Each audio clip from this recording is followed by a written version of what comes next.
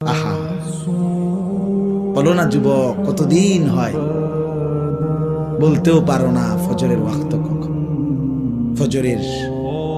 ফজরের সূর্য কেমন, ফজরের হাসি কেমন, ফজরের বরকত কেমন। আল্লাহ তাআলা বলেন কুরআন আল ফজর আই সালাত আল ফজর।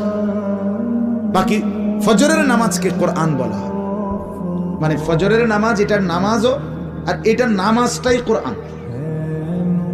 তাফসিরে লিখছে মানে হলো এই ফজরের নামাজ যেন কোরআনুল কারীমের লম্বা তেলাওয়াত দিয়ে মোড়াইয়া প্যাকেটিং করিয়া ফজরের নামাজ দেওয়া হয়েছে। ফজরের নামাজ যেন কোরআন মোড়ানো, কোরআন দ্বারা প্যাকেটিং করা।